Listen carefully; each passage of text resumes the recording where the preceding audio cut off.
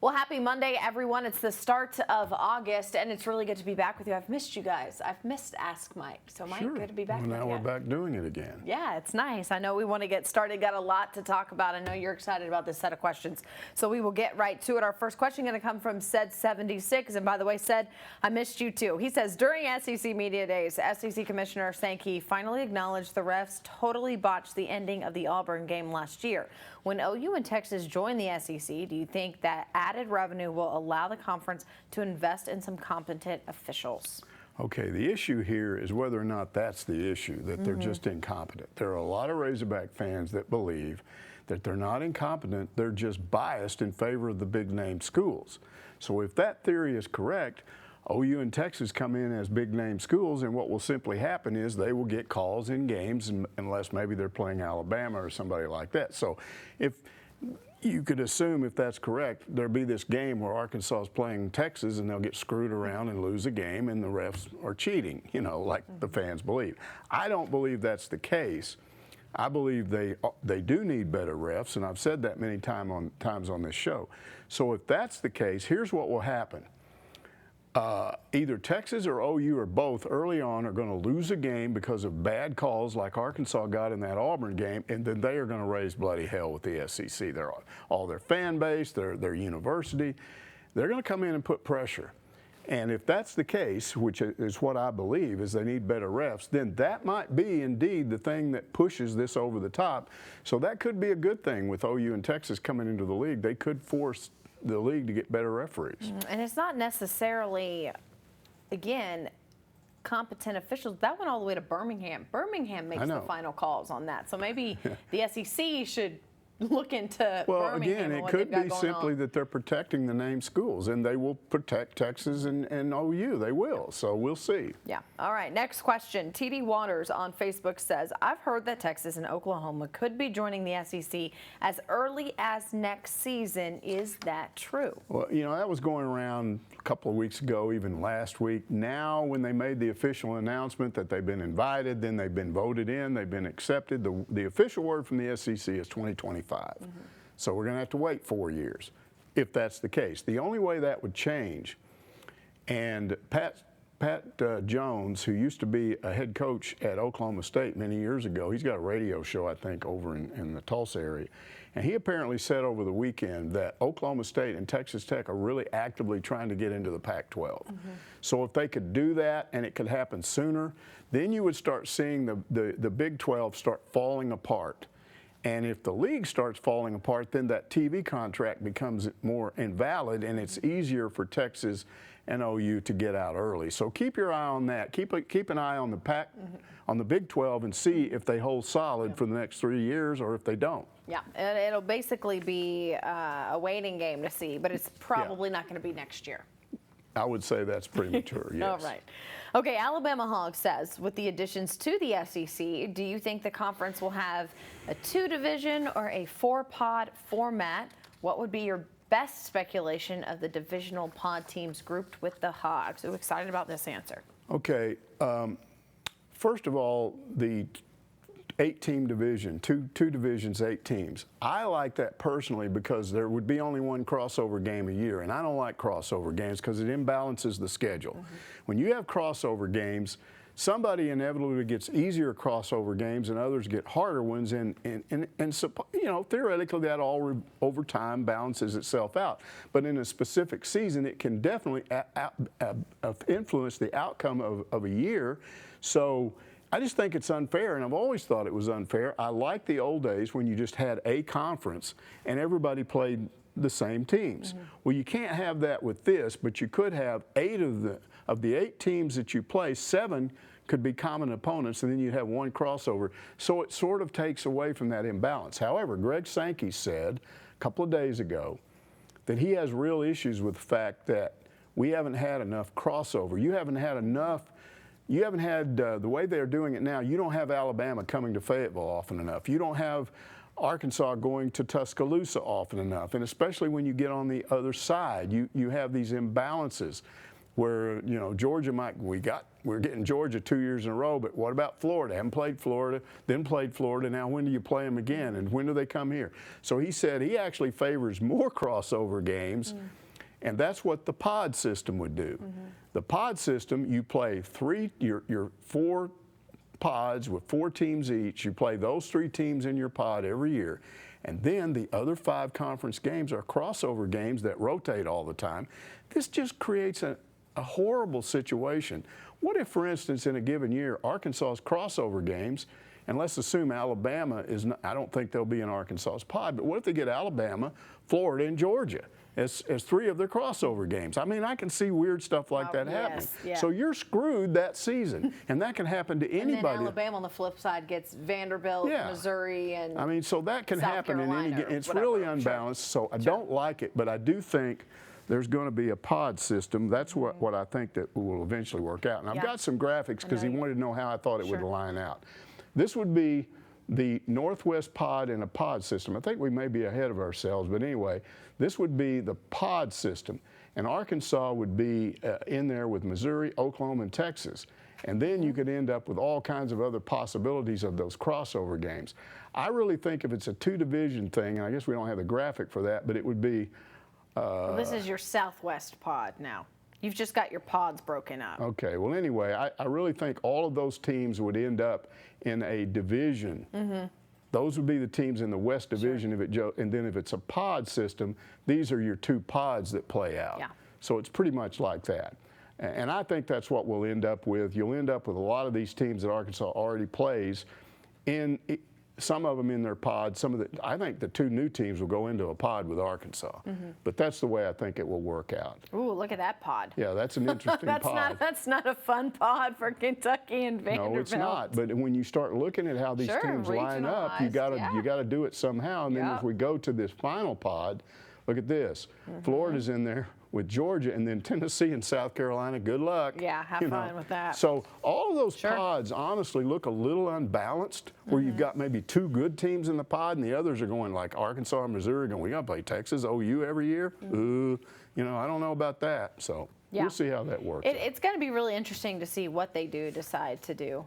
So again, stay tuned, because buckle up, SEC. It's going to get real fun in the coming years. All right, next question is Muskogee Hog fan wants to know, what is the status of our top-rated GC transfer Jaylen Williams, who was supposed to be a huge addition and contributor at defensive tackle? I've heard nothing mentioned about him in months. Okay, he got hurt in the spring.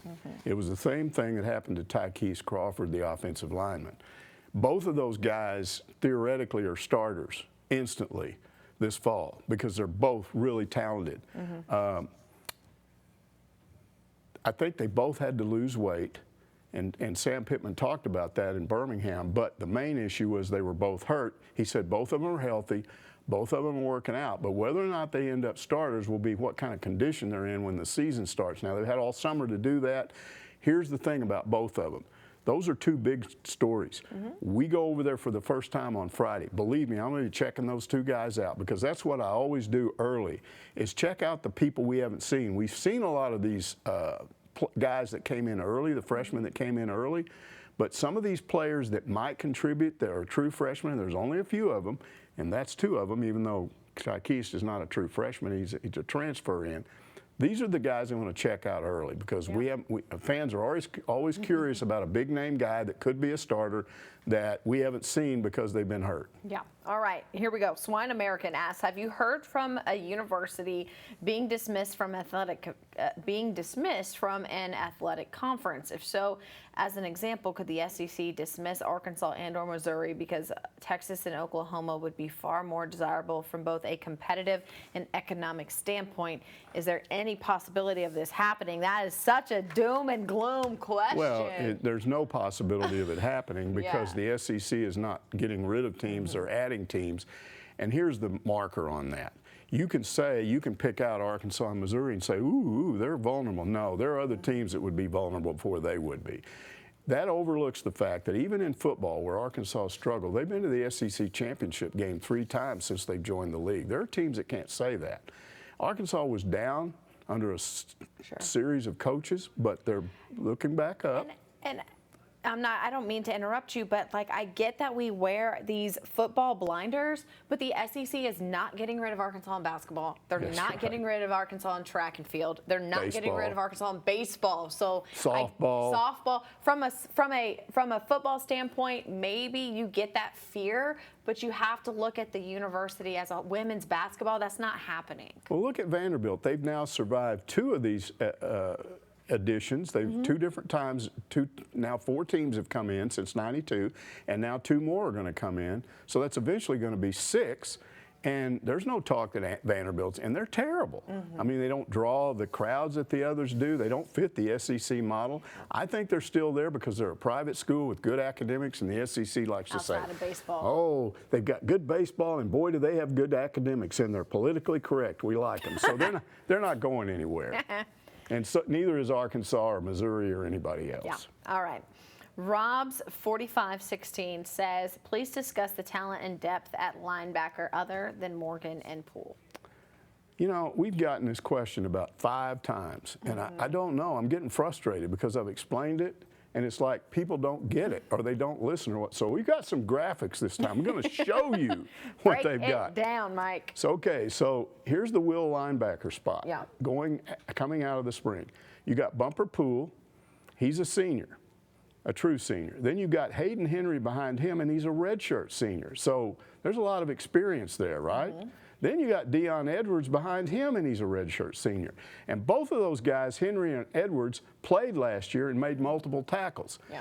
And at the SEC Media Days, Grant Morgan, who's played the other linebacker spot, he said, both of us, Bumper and I, are coming off the field more this year. We've got more backup people, and we're going to use them because even though we may be the established starters, we run out of gas too. Sure. And we want to be full speed, so when we get a little tired, we're gonna leave. Now, look at here. Here's Grant Morgan, and look behind him. This is even more depth at the Mike spot. Andrew Parker, redshirt junior. Deion Edwards, redshirt senior. Levi Draper, redshirt senior. And this guy at the bottom, Chris Paul, he's a freshman. So but glad that you everybody's mentioned him. talking about him. I'm so glad you mentioned him. I got to talk to him on Zoom when we were catching up with some of these guys after they signed, and he was someone who right away was like, he's coming from the state of Georgia. He's one of them Georgia guys that Sam Pittman got, and he wants to play. He wants to play now. He's got a really good head on his shoulders, and I really think Hog fans are going to know Pooh Paul is what they nickname him, but Chris Paul's Jr. Quickly. Well, those 2 guys, even though they're still the starters, probably won't lead the SEC in tackles this year like they did last year because they're not going to play as much. They're going to come off the field so that they're full speed when they're on the field, and you will see a quicker linebacker core, quicker. All right. James Hogfield says, supposedly Texas and Texas A&M were going to follow Arkansas to the SEC in the early 90s. If that is true, then this move by Texas to the SEC finally completes the plan Coach Broyles had for Arkansas when he decided to move us to the SEC, but 30 years later than expected. Yeah, that's a good observation. Here's what actually happened. There was a plan by Coach Broyles for when Arkansas came in. He was led to believe that Texas and Texas A&M would come with him. Okay. They didn't. And the word we got afterward was that A&M privately contacted him and said, we want to come, but Texas wants to go to the Pac-12. Their academic people at that university have always identified, they think the SEC is just an athletic league and doesn't have good academics. You know how Texas is. It's like, we're the University of Texas. We have great academics. And they've always had a higher opinion of themselves than other people do. And so they thought, we're going to join those West Coast schools, and we're going to be academically in with all of them. Well, the problem was the Pac-12 didn't want them, and they were the Pac-10 back then, but they didn't want them. And they said, no, we don't want you. Then Texas said, okay, if we can't go there, we're not going into the SEC. And there was another reason why, too, because while all that was going on, the Texas legislature got together, and you got to remember, you're leaving about 5 teams out in the cold there. If Arkansas and A&M and Texas all go, you got 5 other universities around the state, and they're represented by state legislatures in their area. All those people are basically saying, if you do this, we can't stop you with legislation, but we can deny you state funds because you've basically dumped on the state of Texas. So there was this threat of you're going to lose state support and all universities need that, if you leave. Well, A&M looked at that and went, well, if Texas is going to stay, that puts us in a bad position. If they went with us, it would be a lot easier for us to fight the legislature on this. But if one of us stays and one of us goes, we'll lose. We'll lose our state aid. So in the end, A&M said, no, we're not going either. So Arkansas was the only one that went. Now, here's the part. I thought I read this ahead. is going to make you mad, probably. It's not going to make me mad. And I got this. Well, it makes me mad now. I got this directly from somebody inside. You're not wrong. I got inside the athletic, the original plan by Roy Kramer, who was engineering all this. He was the SEC commissioner. Yeah. He wanted Florida State, and instead of South Carolina. And Florida State didn't want to come. Yeah, Bobby Bowden said, for whatever reason, look, I think we're better off in the ACC. We're a better fit there. We're not coming. And Bobby Bowden's like the king at Florida State. Nobody's going to make him mad. So they just went, we're not coming. And when that happened, Roy Kramer fished around for another deal, and the best he could come up with was South Carolina, and it was way below what they wanted. They wanted to go big, and Florida State would be. That's when Florida State was rolling in the ACC. They were winning national titles in the 90s, yeah, and so why it would was you come? very, and well, Bobby goes, we're winning now. Why do I need to leave a conference? I want to go in that league where everybody's tougher, and it'll make it harder for us to win. Now, here's what's interesting. And he had just lost, I bet, to Tennessee. Well, they lose to Tennessee in, 98. Okay, so here 2000. it is 30 years later. Yeah. And now here's what the word is. The word behind the scene is Clemson and Florida State want in. Oh, yeah. And they will be the next to be added, but I asked some people, and they said might have been you. I can't remember who I was talking to. Might have been me. But they said they've got TV contractual agreements way beyond what Texas and Oklahoma have. And it might be like 8-10 years before they could do this. Yeah, we'll see I don't know, that wasn't me, but it'll see with the ACC network and all that kind of stuff, how that all plays out. But wouldn't that be fun? His original point is interesting, that what Frank Broyles wanted to do, and he didn't add this, but what Roy Kramer wanted to do may now be about to happen over the next few years. Yeah, we'll see. That's interesting. A super conference. All right. At LBM61 on Twitter says, I saw this video on Twitter where all these guys are in a room having a party. They're supposed to represent each SEC school. The A&M guy is over in the corner all mad, and suddenly Texas and OU come into the room and everyone is laughing at the A&M guy. I thought it was in poor taste. Now, everybody knows I have no love lost for the Aggies, but that was exactly my reaction. Here's the issue I have. The SEC office did a number on A&M. They didn't tell them what was going on. They kept them in the dark with this transfer, with this addition of Texas and OU. And they went around talking to a lot of other people, and they got it all set up where they were pretty sure that they could force. I mean, if you've got 14 teams in your conference and 13 of them are going to vote yes, what good is it going to do you to vote no? And I think they had it already figured out where A&M, before they knew what would hit them, suddenly looked around and said, hey, everybody's against us. We don't have a chance to lobby on our behalf. And so I don't think it's funny, and I don't like the way they did it. And here's one reason I don't like the way they did it, because they did the same thing to Arkansas, a version of that, when A&M came in. Remember, up until then, Arkansas had a problem when they went into the league of having a natural rival. Well, they'd done a good job of creating this day after Thanksgiving game between Arkansas and LSU, and Razorback fans had really gotten into that rivalry. Well, the SEC office just went, sorry, Arkansas, you don't have that anymore. We're giving that to Texas A&M, and here you've got Missouri. And that's why there's still resentment to this day toward Missouri. It's not Missouri per se, but it's like, you can't tell us who our rival is. That's Arkansas getting bullied by the SEC office. Now A&M's gotten bullied. That just tells me that in this league, it's not what Frank Broyles said, which is a rising tide lifts all boats. It's whatever we decide, and you better go along with it, because we're going to get everybody against you. And so I don't think it's funny, but there is one way that A&M can get back at this, and that's simply to beat the snot out of Texas. All you do is just beat them. Laughing Texas guy making fun of A&M in the room, this cartoon or whatever it was. Let's see how that Texas guy's laughing at A&M beats them, and I think they will. So in this case, even though I don't like either team, you give me a choice, I'm going to be pulling for A&M. Yeah, I think Jimbo Fisher can do it. That pains me to say that. Still mad. You want to talk about being mad about something? I'm still mad. All right. Lanny says, I heard that Sam Pittman told a funny story at SEC Media Days about his shoes, but I never saw or read anything about it. Do you know the story? Well, let me back up and talk about Sam Pittman and not just his shoes, but his feet. Yeah. Because when he was the offensive line coach here, when we went into that little room every day after football practice, he would come in there and take his shoes off. He'd always say, my feet hurt. Yep. He's a big guy. He's walking around out there all day long. And he said, I got to get comfortable. And he'd take his shoes off. Now, you may remember this Zoom. It was one of the first COVID Zooms that we did. And I told Sam, I said, look, we all know what you were like as an offensive line coach, and we thought you were cool.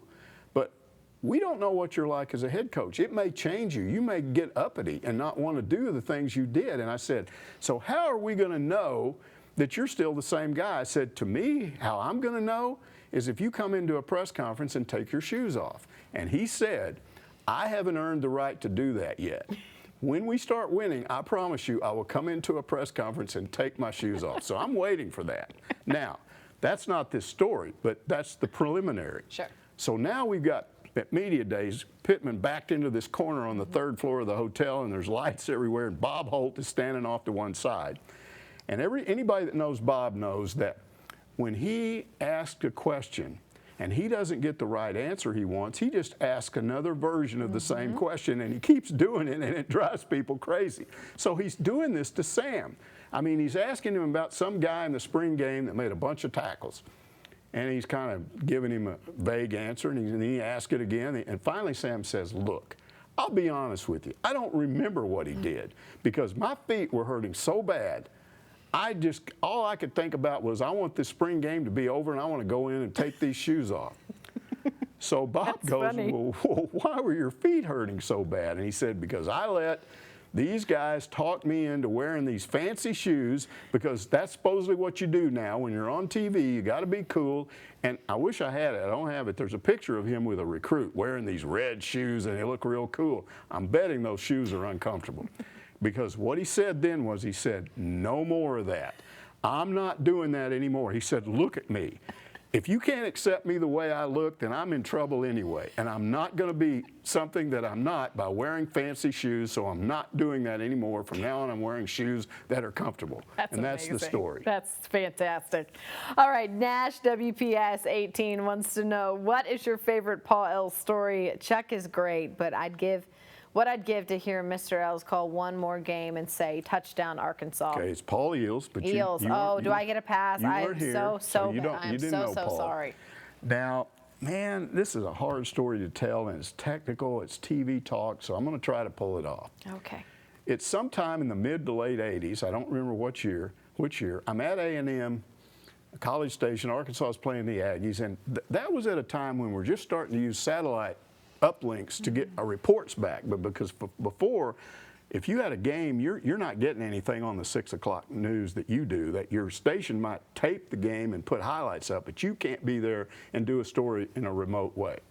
And so we had arranged where I worked. We didn't have a sat truck, but there was a truck up there from Houston somewhere, and I'd called them, and they said, okay, we're going to be here until this time after the game. It was a pretty tight deadline. They said, if you can be ready to send this back at that time, but it couldn't be live. It was just a tape thing. Then we got to leave. So I said, okay, I'll do it. Now, I think Channel 7 had their own truck there. So Paul, who was doing the radio broadcast, he was going to, as soon as he was through with that, he was going to come down. They were going to shoot him doing a little report. He was going to read some highlights and then give them, the tape. They'd take the tape. He jumps in his car, goes to the airport, and flies back home, and their guys back there edit their story together and uplink it. So I'm in there editing mine, trying to make deadline. And what you do is you put your voice track down. You do a little stand-up part that's called, where they see you. And then you read a script. And I wrote the script while the game was going on. So I lay all that down, and then I put highlights to match over it. And I'm almost finished. Somebody's knocking on the back of the van I'm in that has all this equipment. And it's Paul. And he said, there's something wrong with this truck. Do you think that they would uplink for us? And I said, they're about to leave, so I don't think you can do that. And he said, oh, we don't have our stuff ready to go either, so I can't give you a tape. And I said, here's what we'll do. I said, I flipped my script to him, and I said, stand out there with my photographer, let him record you reading this script. then I'll make a separate copy of my highlights, because I'm almost through, and then I'll just put your voice down on top of it, and then it'll all be on one tape, and I'll go give it to him. It's a 5-minute window. It'd be about 3 minutes worth of video, and it goes up, and we're all happy. And he goes, okay. And he reads it, he gives me the tape, he leaves. I start editing this, and I figure out something in a hurry. Paul Eels reads a lot slower than I do. And all of a sudden, these highlights don't match. He's way behind. And I'm going, what am I going to do? So I'm grabbing these tapes, and I'm trying to find each play and making it a little longer. And I'm looking at my watch, and I got 4 minutes, I got 3 minutes, and I'm going crazy. And like always happens in TV, I made it with about 30 seconds to go. I jump out, walk over there to that truck, hand it to them, they uplink it, it's fine. Good. We got it done. Good. But I'm like a wreck. Ooh. So the next week, the game's in Fayetteville. I see Paul. He comes in, and he's press box. He's like, man, thanks a lot. You bailed us out. Anything I can ever do to help you? And I'm like, that's okay, Paul. But I said, and I had this relationship. Paul was a nice guy. But you know me, I gig people all the time. I just do. All the time. And I was always gigging his nice guy image. And he knew that. He had a good attitude about it. I said, but Paul, I can't believe I've known you all these years, and I never realized that you read really slow. I said, no, you read really, really, really slow. No, you read really, really, really slow. And he looked at me, and I thought he was going to laugh like you are right now. He looks dead serious at me, and he goes, Mike, I can't believe I've known you all these years, and I didn't know you read really, really fast. I mean, you read really, really, really fast. I mean, you read really, really, really fast. And we both died laughing.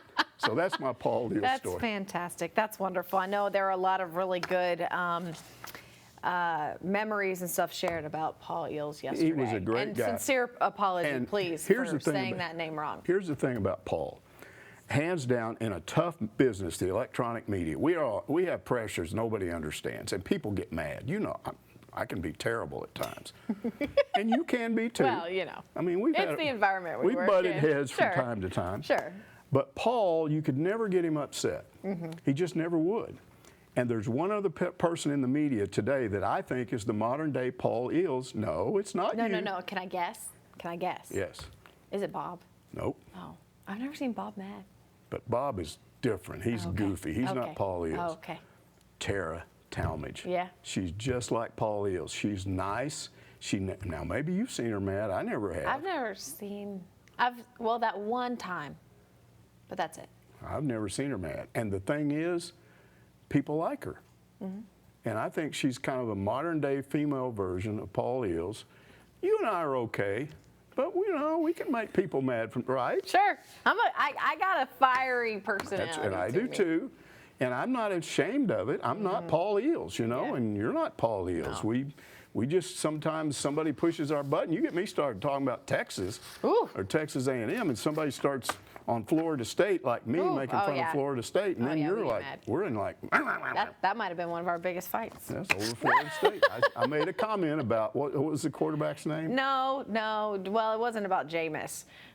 It was you were making fun of their baseball stadium, and that's right. But we were sitting in a restaurant in Gainesville, and I just was so mad. I called it Mike Baloney Field. And I talked about it was a high school baseball stadium. And if they're going to have a legitimate baseball program, why do they have this stupid baseball stadium that's got a window behind home plate with people sitting back there eating? Yep. It's crazy. So here I am. You're just loading it on me in this restaurant in Gainesville, and I just lost where you hate them. And I just lost it. I pushed your buttons that day. You did. Well, here we go. That's another Ask Mike in the books. That was fun. We'll do it next week. Thanks for joining us. Okay.